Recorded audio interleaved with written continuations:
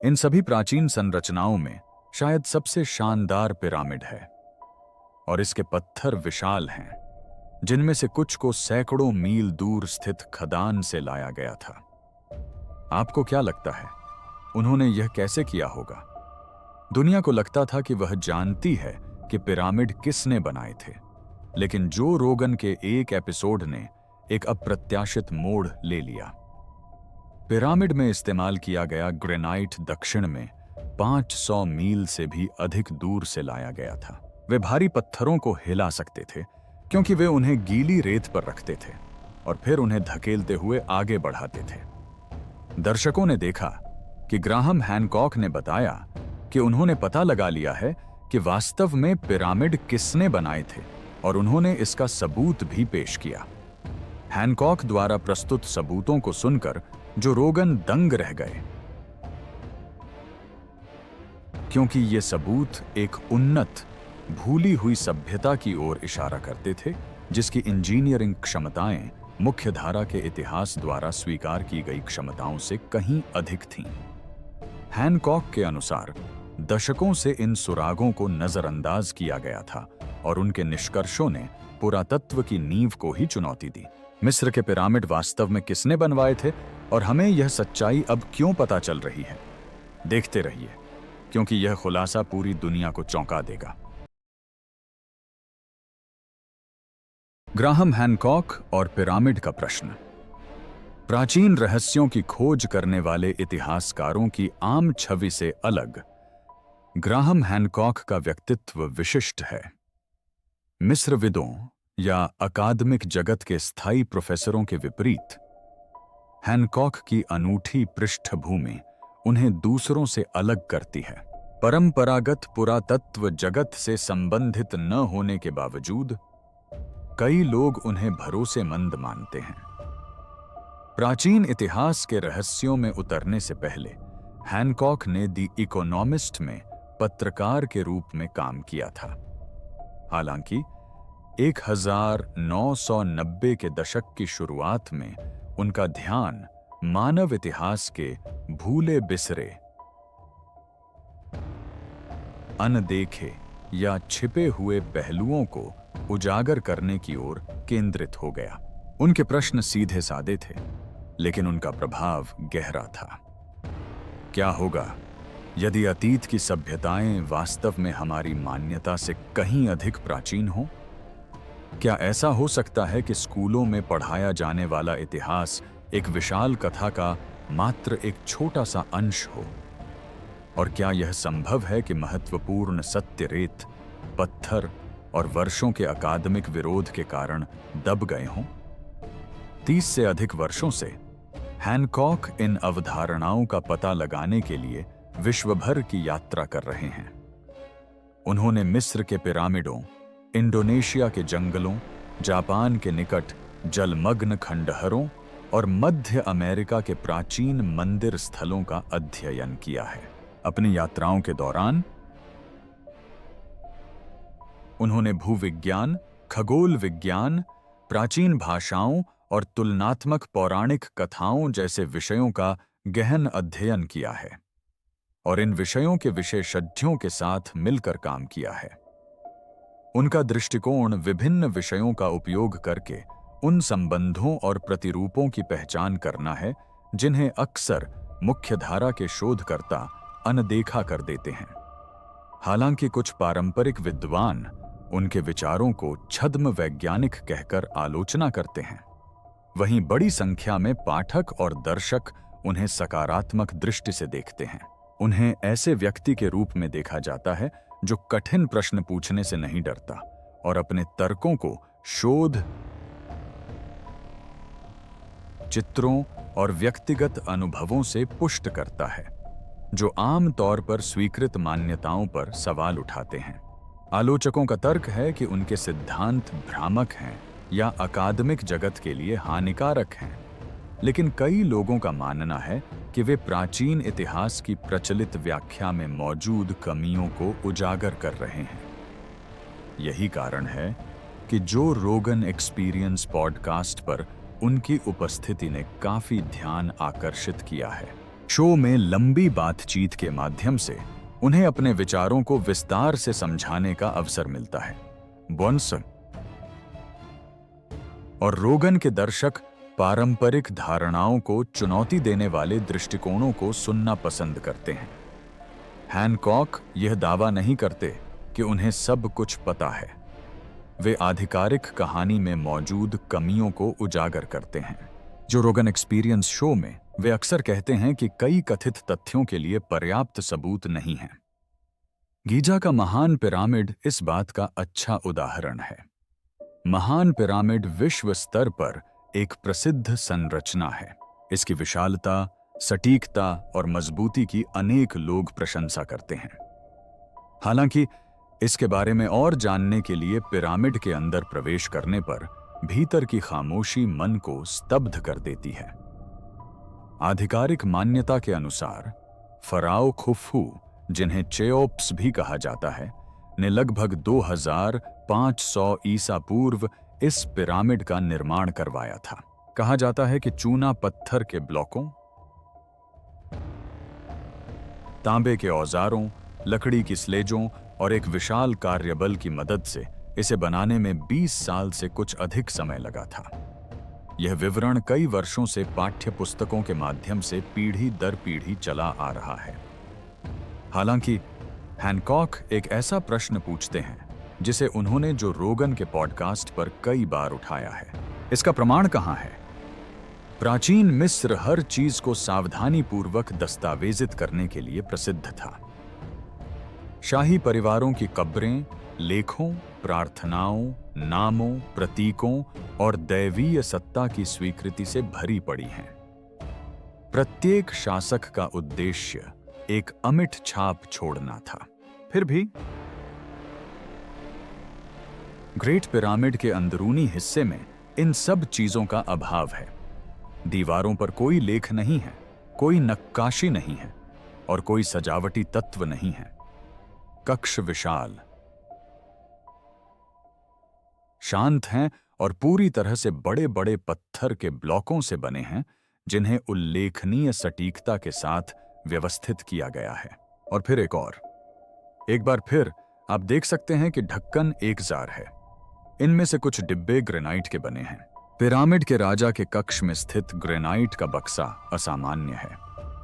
यह सादा, बिना किसी सजावट के है और इसके अंदर कुछ भी नहीं है। इसमें न तो कोई मम्मी मिली, न ही दफनाने की वस्तुएं, न ही कोई मुहर और न ही इस बात का कोई सबूत कि खुफू या कोई और वहां दफनाया गया था। इससे हमें यह संदेह होता है कि क्या यह पिरामिड वास्तव में खुफू का था। इस जानकारी का प्रमाण एक स्रोत से मिलता है। जो कुछ पत्थर की खुदाई के निशान हैं, जिन्हें राजा के कक्ष के ऊपर एक गुप्त कक्ष में प्राचीन भित्तिचित्र के रूप में देखा जा सकता है।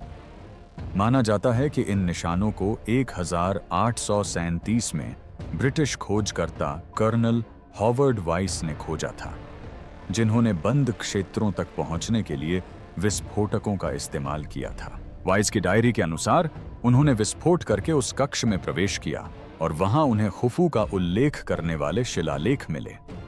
हैनकॉक और अन्य शोधकर्ताओं ने इस दावे पर संदेह व्यक्त किया है। वाइज एक अन्य खोजकर्ता के साथ प्रतिस्पर्धा कर रहे थे और एक बड़ी खोज करके प्रसिद्धि पाना चाहते थे। जब उन्हें भित्तिचित्र दिखाई दिए, तब वहां कोई प्रत्यक्षदर्शी मौजूद नहीं था। उनके नोट्स में कुछ संभावित विसंगतियों का संकेत मिलता है। हालांकि पत्थर की खदानों के निशान ही एकमात्र प्रमाण हैं जो खुफू को महान पिरामिड से जोड़ते हैं। ये निशान पिरामिड की बाहरी सतह पर दिखाई नहीं देते, न ही उस समय के किसी दस्तावेज में इनका उल्लेख मिलता है। खुफू के शासनकाल के दौरान मंदिरों या शाही कब्रों से मिले लेखों में भी इनका कोई जिक्र नहीं है। इससे एक उलझन भरी स्थिति पैदा हो जाती है। प्राचीन विश्व का सबसे परिष्कृत और सटीक स्मारक आधिकारिक तौर पर एक ऐसे राजा से संबंधित माना जाता है जिसने इसके निर्माण का कोई प्रमाण नहीं छोड़ा। इसके निर्माण के बारे में कोई शिलालेख नहीं है, कोई विस्तृत इंजीनियरिंग व्याख्या नहीं है और न ही इसके मूल स्थान का कोई पुख्ता सबूत है। जैसा कि हैनकॉक अक्सर जो रोगन एक्सपीरियंस पॉडकास्ट पर बताते हैं, जानकारी की इस कमी से गंभीर संदेह पैदा होते हैं। उनका विचार सीधा साधा है, फिर भी चिंताजनक है। यह बताता है कि शायद खुफू ने पिरामिड का निर्माण नहीं किया था, बल्कि यह संभव है कि उन्होंने केवल उस पर कब्जा कर लिया हो। इसका अर्थ यह है कि पिरामिड खुफू के शासनकाल से बहुत पहले अस्तित्व में रहा होगा और उसने संभवतः इसका जीर्णोद्धार या पुनर्उपयोग किया होगा। यह भी संभव है कि बाद के मिस्र के शासकों ने पुरानी इमारतों का जीर्णोद्धार किया हो, बिना यह जाने कि वे कहां से आई थीं। यह सिद्धांत यह स्पष्ट कर सकता है कि महान पिरामिड उसी काल के अन्य पिरामिडों से इतना अलग क्यों है, जिनमें से कई खंडहर में तब्दील हो चुके हैं। यदि यह कथन सत्य है, तो इससे संकेत मिलता है कि प्राचीन मिस्रवासियों को भी शायद यह ज्ञात नहीं था कि महान पिरामिड का निर्माण किसने किया था। प्राचीन मिस्रवासियों के समय में भी पिरामिड की उत्पत्ति रहस्यमय रही होगी। हालांकि इस तथ्य को स्वीकार करने से एक बड़ा प्रश्न उठता है। अगर खुफू ने इसका निर्माण नहीं कराया, तो फिर किसने कराया और यह कैसे बना? यहीं से मामला और भी पेचीदा हो जाता है। पिरामिड का निर्माण न केवल पुरातत्वविदों के लिए, बल्कि इंजीनियरों के लिए भी एक पहेली है। पत्थरों की सटीकता, आकार, संरेखण और भारीपन प्राचीन तकनीक की क्षमताओं से कहीं अधिक हैं। हैनकॉक का मानना है कि ग्रेट पिरामिड आज भी इसलिए लोकप्रिय है क्योंकि यह जिज्ञासा जगाता है और नए सवाल खड़े करता है। जो रोगन पॉडकास्ट पर उनके साक्षात्कार अधिक लोगों को आकर्षित कर रहे हैं, क्योंकि वे खुले विचारों वाली चर्चाओं को बढ़ावा देते हैं। पिरामिड का रहस्य चिंतन, प्रश्न पूछने और प्राचीन इतिहास के बारे में पारंपरिक मान्यताओं से परे विचारों की खोज को प्रोत्साहित करता है। एक ऐसी उत्कृष्ट कृति जो हमारे ज्ञान को चुनौती देती है। जब आप ग्रेट पिरामिड से जुड़े मिथकों, किंवदंतियों और प्रसिद्ध कहानियों को हटा देते हैं, तो जो बचता है वह वास्तव में अविश्वसनीय है। इस संरचना की सटीकता, इंजीनियरिंग और गणितीय संगति प्राचीन निर्माण तकनीकों के बारे में हमारी समझ को चुनौती देती है। यह महज साधारण औजारों से निर्मित एक साधारण स्मारक नहीं है। यह अत्यंत सटीकता और सावधानीपूर्वक योजना का एक उत्कृष्ट उदाहरण है, जिसे आधुनिक निर्माताओं के लिए भी दोहराना चुनौतीपूर्ण होगा। इसे समझने के लिए आपको बस कुछ महत्वपूर्ण विवरणों पर गौर करना होगा। पिरामिड की सटीकता का सबसे प्रभावशाली उदाहरण इसका वास्तविक उत्तर दिशा के साथ संरेखण है। यह चुंबकीय उत्तर दिशा के साथ संरेखित नहीं है, जो समय के साथ बदलती रहती है, बल्कि वास्तविक उत्तर दिशा के साथ संरेखित है, जिसके लिए सटीक खगोलीय माप की आवश्यकता होती है। त्रुटि की गुंजाइश केवल 0.05 डिग्री है। आज इस स्तर की सटीकता प्राप्त करने के लिए उपकरणों, उपग्रहों और जटिल गणित जैसी उन्नत तकनीकों की आवश्यकता होती है। हालांकि 4500 साल पहले यह काम तांबे और पत्थर से बने माने जाने वाले औजारों का उपयोग करके किया जाता था। इससे एक सीधा लेकिन महत्वपूर्ण प्रश्न उठता है, इतनी सटीकता कैसे संभव हुई? ग्रेट पिरामिड का आधार सचमुच अद्भुत है, जो 13 एकड़ से अधिक क्षेत्र में फैला हुआ है। अपने विशाल आकार के बावजूद इसकी नींव अविश्वसनीय रूप से समतल है। इसकी सतह पर 1 इंच से भी कम का अंतर है। आज के उन्नत सर्वेक्षण उपकरणों के साथ भी इतनी समतलता प्राप्त करना चुनौतीपूर्ण होगा। यह मानना मुश्किल है कि इस स्मारक का निर्माण आधुनिक तकनीक के बिना हुआ था। जितना आप इसे ध्यान से देखेंगे, यह उतना ही असाधारण लगेगा। चलिए, अब हम पत्थर की संरचना के बारे में बात करते हैं। अब हम चूना पत्थर की बाहरी परत, जिनमें से कुछ को बाद के वर्षों में निकाल लिया गया था, और ग्रेनाइट के भीतरी ब्लॉकों को अत्यंत सटीकता से जोड़ा गया है। कुछ जगहों पर पत्थर इतने कसकर जुड़े हुए हैं कि उनके बीच रेजर ब्लेड भी नहीं डाला जा सकता। जोड़ विभिन्न आकारों में हैं, जैसे सीधे, घुमावदार या कोणीय, फिर भी सभी जुड़ाव निर्बाध हैं। ये पत्थर सिर्फ अगल बगल नहीं रखे हैं, वे अपनी जगह पर मजबूती से टिके हुए हैं। इन्हें भार वहन करने, दबाव झेलने और आश्चर्यजनक स्थिरता के साथ अपनी जगह पर बने रहने के लिए डिजाइन किया गया है। यह पत्थरों का बेतरतीब ढेर नहीं है, बल्कि इंजीनियरिंग का एक सुनियोजित नमूना है। प्रचलित व्याख्या के अनुसार ऐसा कहा जाता है कि इन पत्थरों को तांबे की छेनी और डोलोराइट के पत्थरों से तराशा गया था। हालांकि ग्रेनाइट को अच्छी तरह से काटने के लिए तांबा पर्याप्त मजबूत नहीं होता है। आज जब वैज्ञानिक प्रयोगों के माध्यम से इस प्रक्रिया को दोहराने का प्रयास करते हैं, तो उन्हें बहुत कठिनाई होती है। उनके द्वारा उपयोग किए जाने वाले उपकरण जल्दी घिस जाते हैं, आसानी से टूट जाते हैं और खुरदरी सतह बनाते हैं। घंटों की मेहनत के बावजूद पत्थरों को आकार देने में बहुत कम प्रगति हुई है। ग्रेट पिरामिड में लगभग 23 लाख पत्थर हैं, जिनमें से कुछ का वजन 2 से 15 टन के बीच है। इन पत्थरों को बड़ी सटीकता से खनन, तराशने, परिवहन और स्थापित करने की आवश्यकता थी। मौजूदा समय रेखा के अनुसार पूरी इमारत का निर्माण 20 वर्षों में हुआ था। यदि यह समय रेखा सटीक है, तो इसका अर्थ यह होगा कि हर 2.5 मिनट में एक पत्थर रखा गया होगा। इसके लिए 20 वर्षों तक लगातार 24 घंटे काम करना आवश्यक होगा।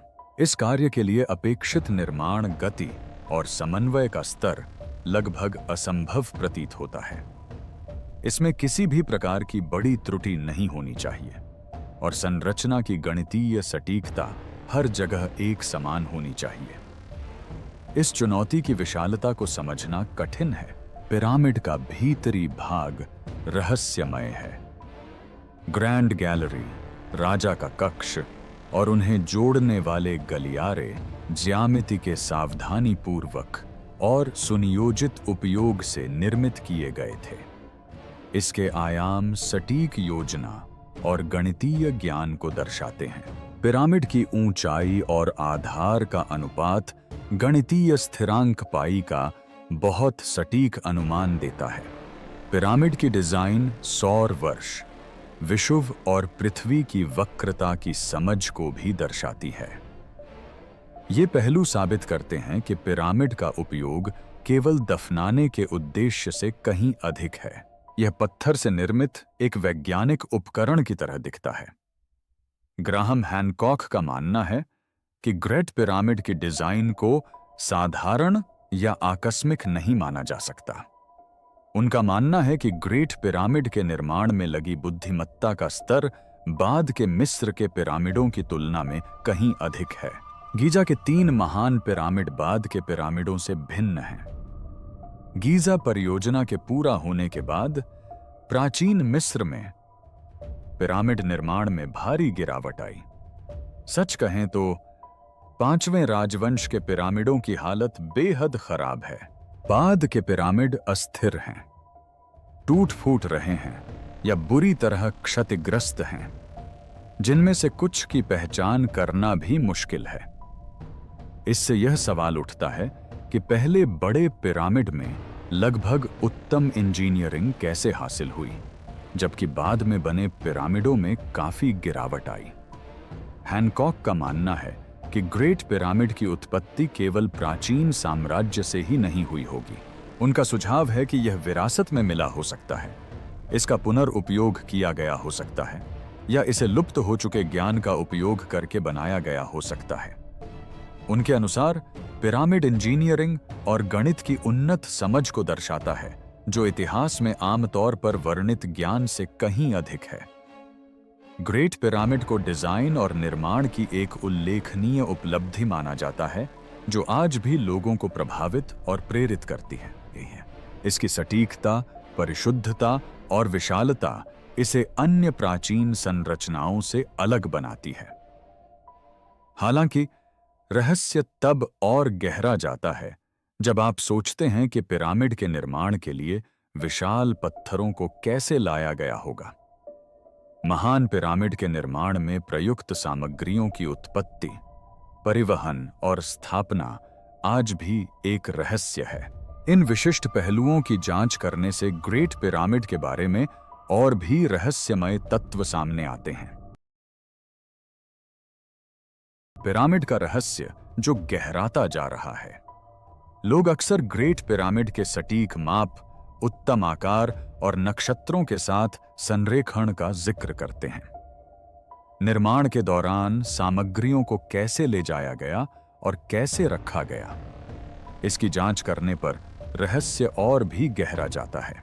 अब ध्यान इस बात पर केंद्रित होता है कि पिरामिड का निर्माण कैसे हुआ, बल्कि इस बात पर कि उस समय के औजारों से इतनी जटिल संरचना कैसे बनाई गई। पिरामिड के अंदर राजा का कक्ष एक उल्लेखनीय क्षेत्र है, जो ग्रेनाइट से बना होने के कारण अलग दिखता है, जबकि पिरामिड का बाकी हिस्सा चूना पत्थर से बना है। ग्रेनाइट चूना पत्थर की तुलना में कहीं अधिक कठोर और भारी होता है। कक्ष में इस्तेमाल किए गए ग्रेनाइट के ब्लॉक छोटे नहीं थे। वास्तव में कुछ का वजन 80 टन तक था।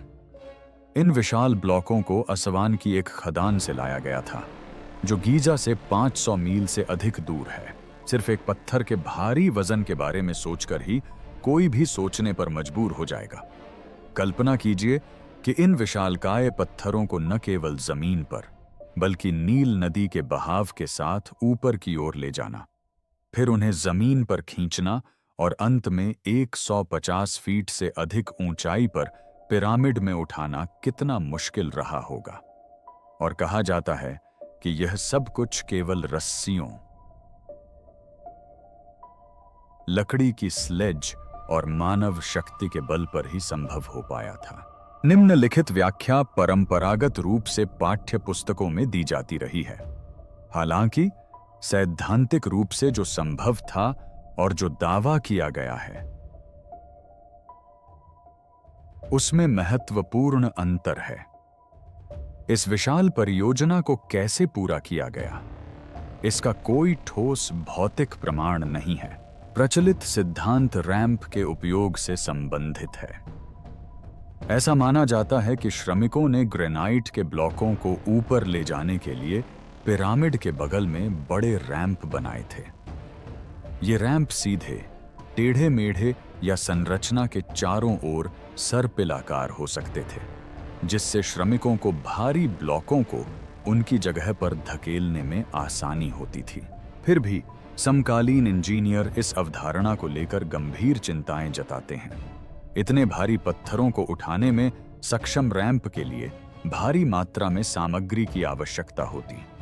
कुछ इंजीनियरों के अनुसार रैंप की लंबाई 1 मील से भी अधिक होती। इसके अलावा यह आम धारणा से कहीं अधिक चौड़ा और विशाल होता। वास्तव में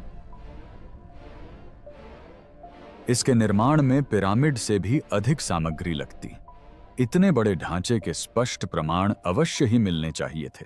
हालांकि उस स्थान पर इस तरह के रैंप के कोई अवशेष नहीं मिले हैं।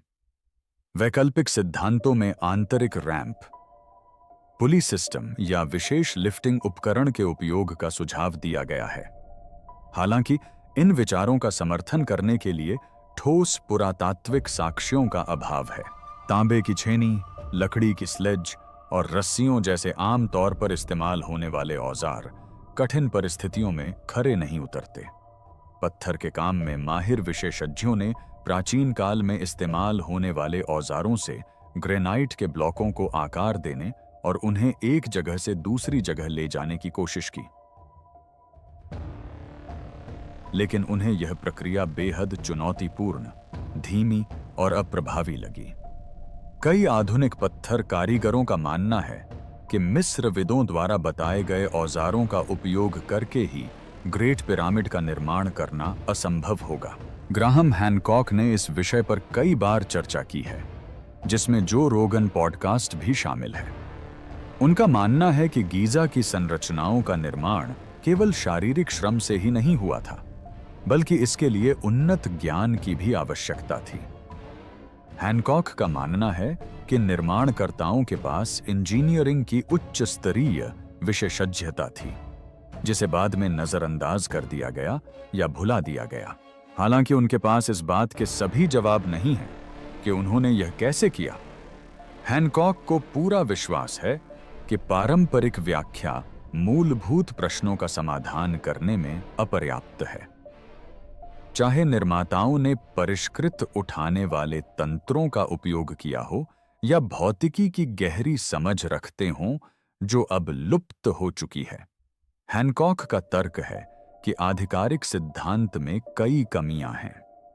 इससे एक महत्वपूर्ण प्रश्न उठता है, अगर पिरामिड का निर्माण आम धारणा के विपरीत 2500 ईसा पूर्व के आसपास नहीं हुआ था, तो वास्तव में इसका निर्माण कब हुआ था? हैनकॉक के अनुसार इसका उत्तर शिलालेखों, कब्रों या लिखित अभिलेखों में नहीं मिल सकता। इसके बजाय उनका सुझाव है कि सुराग स्फिंक्स की सतह पर ही मिल सकते हैं। बहुत से लोग गीजा पठार और स्वयं ग्रेट स्फिंक्स पर ज्यादा ध्यान नहीं देते। इस मुद्दे को समझने के लिए यह एक विशेष महत्व का क्षेत्र है। ग्रेट स्फिंक्स गीजा पठार पर स्थित एक प्रसिद्ध प्राचीन स्मारक है। इसे चूना पत्थर के एक ही शिलाखंड से तराशा गया था। अधिकांश विशेषज्ञों के अनुसार इसका निर्माण लगभग 2500 ईसा पूर्व में फराओ खफरे के शासनकाल में हुआ था। हालांकि हैनकॉक का मानना है कि यह कालक्रम सटीक नहीं है और उनका सुझाव है कि इसमें संशोधन करने से पिरामिडों के निर्माताओं के बारे में और अधिक जानकारी मिल सकती है। भूविज्ञानी डॉगी रॉबर्ट शाल्क को इस विचार को प्रस्तुत करने का श्रेय दिया जाता है कि स्फिंक्स महज एक सांस्कृतिक कलाकृति से कहीं अधिक है। 1990 के दशक के आरंभ में उन्होंने स्फिंक्स का अध्ययन किया और पत्थर पर कटाव के निशान देखे। शाल्क का मानना था कि गहरी ऊर्ध्वाधर दरारें हवा और रेत के कारण नहीं, बल्कि भारी वर्षा के कारण बनी होंगी। मिस्र में हजारों वर्षों से ऐसी जलवायु नहीं रही है जो इस प्रकार के कटाव को उत्पन्न कर सके। उत्तर प्लीस्टोसीन काल के दौरान लगभग 10 से 12 हजार वर्ष पूर्व इस क्षेत्र में इतनी वर्षा हुई कि अप्रदन हुआ। इससे अनुमान लगाया जा सकता है कि स्फिंक्स की नक्काशी लगभग 10,500 ईसा पूर्व में हुई थी। यदि यह सत्य है तो इससे प्राचीन मिस्र के इतिहास में परिवर्तन आएगा और यह संकेत मिलेगा कि स्फिंक्स का निर्माण प्रथम फिरौन से पहले हुआ था।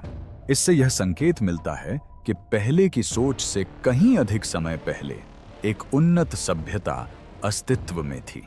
हैनकॉक ने शाल्क के शोध का उपयोग एक व्यापक अवधारणा को समर्थन देने के लिए किया।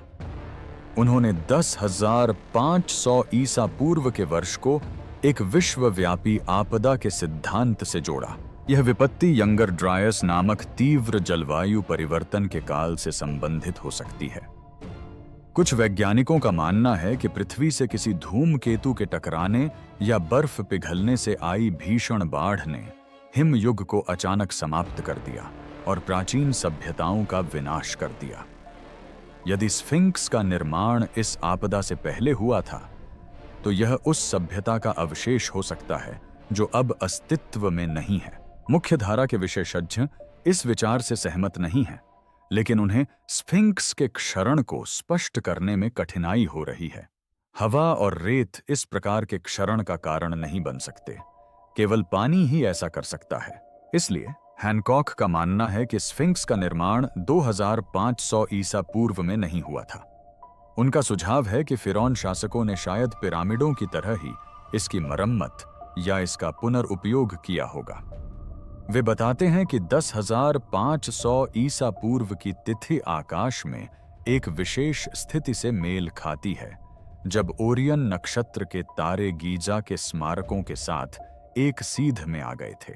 हैनकॉक का सुझाव है कि यह इस बात का संकेत है कि निर्माता केवल पत्थर के साथ ही काम नहीं कर रहे थे, बल्कि आकाश में तारों का मानचित्रण भी कर रहे थे। पिरामिडों में छिपा हुआ सितारों का संदेश।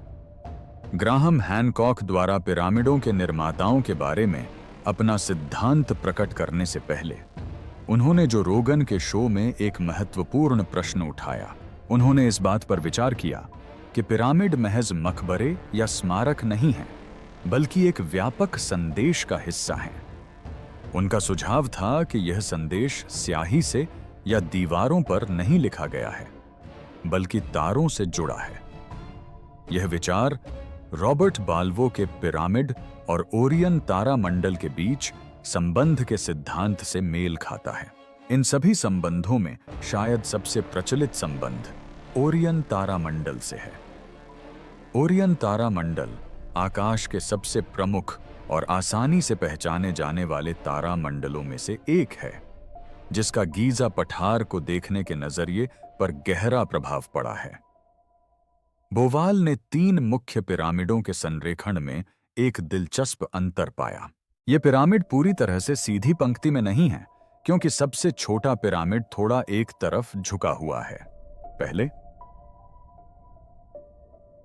इस अनोखी स्थिति को गलती या निर्माण के दौरान लिया गया एक आकस्मिक निर्णय माना जाता था।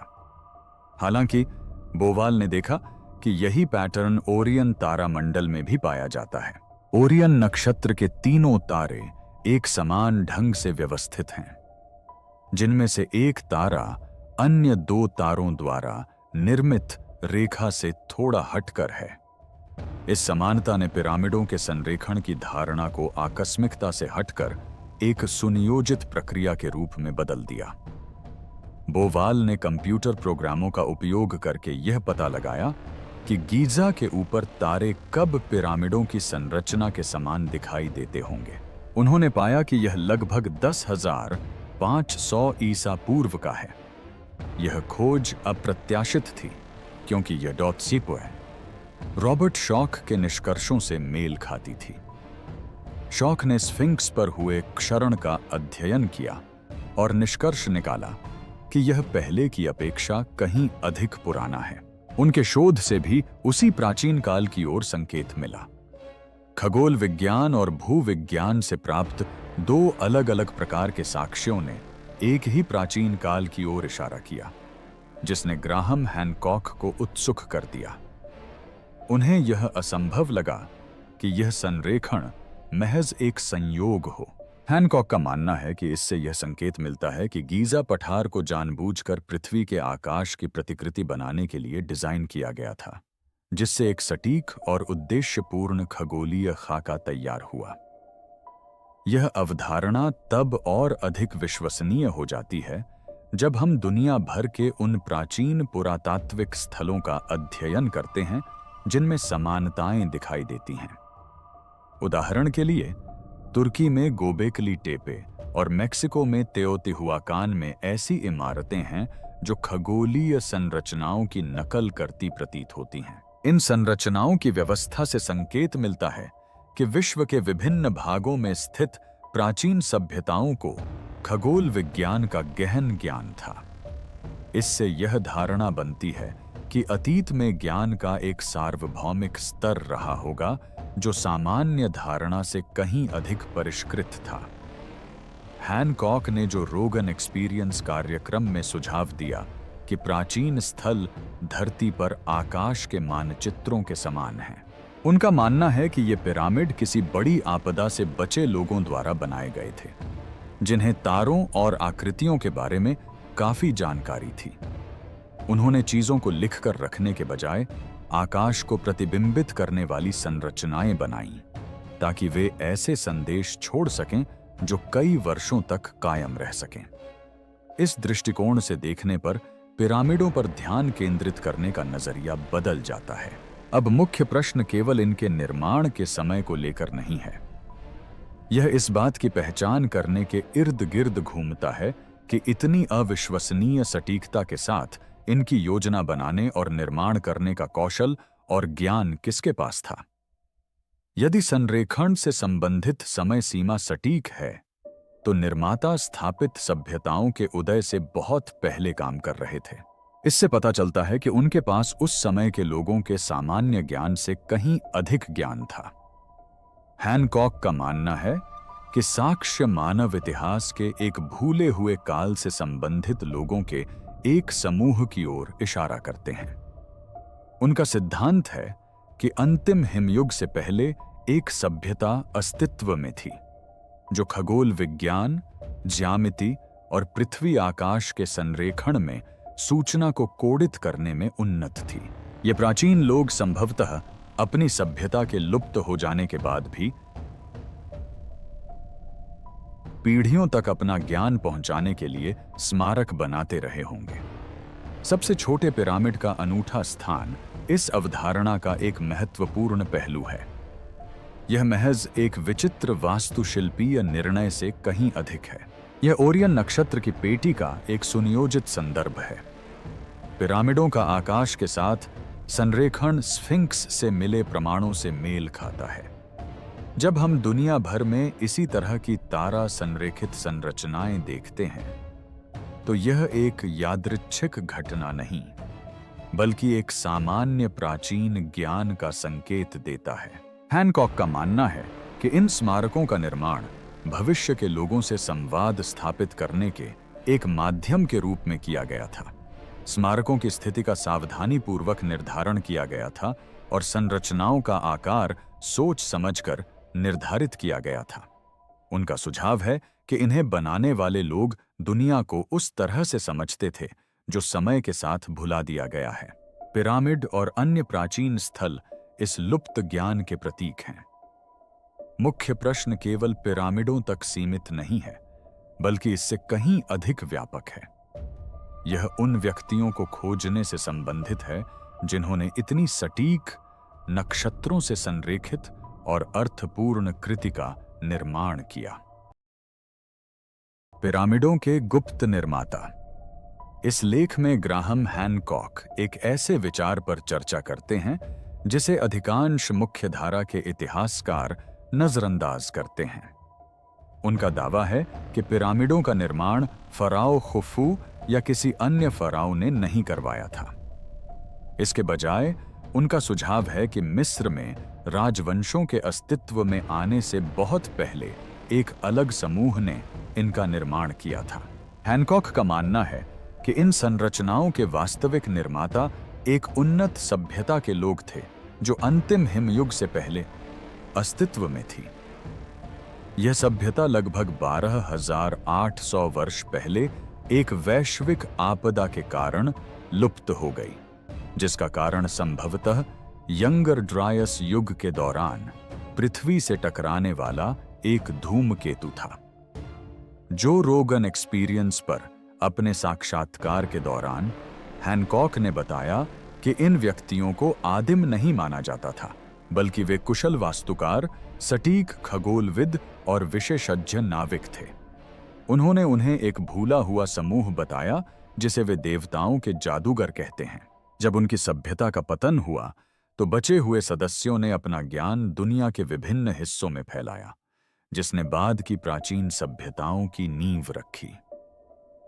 हैनकॉक ग्रेट पिरामिड को मानवता के लिए उनके सबसे महत्वपूर्ण योगदानों में से एक मानते हैं। उनका मानना है कि इसे किसी मकबरे या दिखावे के स्मारक के रूप में नहीं, बल्कि एक टाइम कैप्सूल के रूप में बनाया गया था, ताकि यह आपदाओं और सांस्कृतिक क्षति से सुरक्षित रहे। जब ग्राहम हैनकॉक दुनिया भर में पिरामिड संरचनाओं की समानताओं के बारे में बात करते हैं, तो वे मेक्सिको में सूर्य पिरामिड, कंबोडिया में अंगकोर वॉट के मंदिर और सूडान में मेरॉय के पिरामिड जैसे स्थलों का संदर्भ देते हैं। विभिन्न संस्कृतियों और समय अवधियों से संबंधित होने के बावजूद इन संरचनाओं में गणितीय, खगोलीय और स्थापत्य संबंधी समानताएं पाई जाती हैं। हैनकॉक का मानना है कि ये समानताएं संयोगवश नहीं हैं, बल्कि एक साझा प्राचीन ज्ञान का प्रमाण है जिसने विभिन्न महाद्वीपों के निर्माताओं को प्रभावित किया। हैनकॉक का मानना है कि गीजा पिरामिडों के वास्तुकार पवित्र ज्यामिति से परिचित थे। उन्होंने पृथ्वी के आयामों को मापा था और विषुवों के अग्रगमन को अपनी संरचनाओं में शामिल किया था। आधुनिक विज्ञान ने इन अवधारणाओं को हाल ही में समझा है। हैनकॉक का तर्क है कि उनके दावों को पुख्ता सबूतों से बल मिलता है, जिन्हें उन्होंने भूवैज्ञानिक, खगोलीय, स्थापत्य संबंधी और वैश्विक पैटर्न अध्ययनों के माध्यम से जुटाया है। उनका शोध एक प्राचीन और उन्नत सभ्यता के अस्तित्व का संकेत देता है, जो पारंपरिक इतिहास में दर्ज किसी भी चीज से पहले की है। हालांकि इससे एक चिंताजनक सवाल उठता है, अगर यह सही है तो आम जनता को इसकी जानकारी क्यों नहीं दी जा रही है? हैनकॉक का मानना है कि इसका कारण सरल है। कुछ लोग इस जानकारी को छिपाने के लिए बहुत प्रयास कर रहे हैं। उनके लिए पिरामिड के रहस्य का सबसे निराशाजनक पहलू न केवल अनुपस्थित घटक हैं, बल्कि जिस तरह से उन घटकों को जानबूझकर छिपाया या अनदेखा किया गया है, वह भी है। वे अक्सर 1993 में घटी एक विशेष घटना का जिक्र करते हैं, जिसने पूरी बातचीत का रुख बदल दिया। जर्मन इंजीनियर रुडोल्फ गैंटनब्रिंक ने एक छोटा रोबोट उप्यूआउट आइडू को ग्रेट पिरामिड के संकरे शाफ्ट में भेजा था। रोबोट ने एक चौंकाने वाली खोज की। पिरामिड के भीतर गहराई में एक सीलबंद पत्थर का दरवाजा मिला, जो एक अज्ञात कक्ष की ओर जाता था। आगे की जांच की अनुमति देने के बजाय तत्कालीन पुरातत्व निदेशक जाही हवास के नेतृत्व में मिस्र के अधिकारियों ने गैंटनब्रिंक को परियोजना से हटा दिया। उन्होंने नियंत्रण अपने हाथ में ले लिया और उसे आगे जाने से रोक दिया। सीलबंद दरवाजे की कभी ठीक से जांच नहीं की गई, जिससे रहस्य अनछुआ ही रह गया। कई लोग सोचते हैं कि इतनी महत्वपूर्ण खोज की आगे जांच क्यों नहीं की गई। हैनकॉक का मानना है कि जानबूझकर सेंसरशिप की जा रही है। इसके बाद वे एक और महत्वपूर्ण घटना पर चर्चा करते हैं। 2017 में वैज्ञानिकों ने ठोस संरचनाओं को स्कैन करने के लिए म्यूऑन टोमोग्राफी का उपयोग किया। इस स्कैन से ग्रेट पिरामिड की ग्रैंड गैलरी के ऊपर एक विशाल गुप्त स्थान का पता चला। यह खाली जगह इतनी बड़ी थी कि इसमें एक यात्री हवाई जहाज समा सकता था। हालांकि इस खोज के बाद कुछ भी नहीं किया गया। आगे कोई छानबीन नहीं हुई, कोई कैमरा नहीं लगाया गया और कोई अतिरिक्त शोध नहीं किया गया। बस सन्नाटा छाया रहा।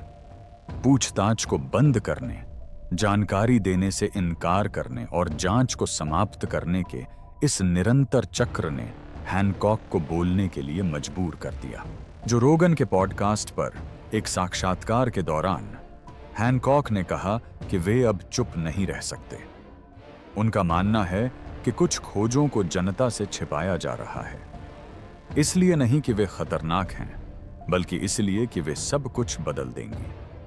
यदि पिरामिड प्राचीन मिस्र वासियों द्वारा निर्मित नहीं थे, तो मानव इतिहास की पूरी समय रेखा का पुनर्मूल्यांकन करना होगा।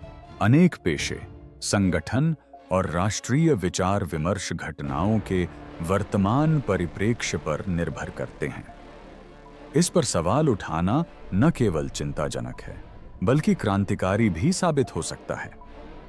हैनकॉक शोध में पारदर्शिता की कमी और इस क्षेत्र में मौजूद बाधाओं की आलोचना करते हैं। वे बहाने स्वीकार करने के बजाय सत्य की खोज और मान्यताओं पर सवाल उठाने के महत्व पर बल देते हैं। हालांकि वे मानते हैं कि उनके पास सभी उत्तर नहीं हैं, फिर भी वे लोगों को अतीत और भविष्य की पीढ़ियों के लाभ के लिए गहन शोध करने और ज्ञान प्राप्त करने के लिए प्रोत्साहित करते हैं। हैनकॉक अंधविश्वास से परंपराओं का पालन करने के बजाय साक्ष्यों का अनुसरण करने और भय से ग्रस्त होने के बजाय जिज्ञासा को अपनाने की वकालत करते हैं। अगर आपको यह वीडियो पसंद आया तो लाइक और सब्सक्राइब करें और साथ ही अपनी स्क्रीन पर दिखाए गए अगले वीडियो पर क्लिक करें।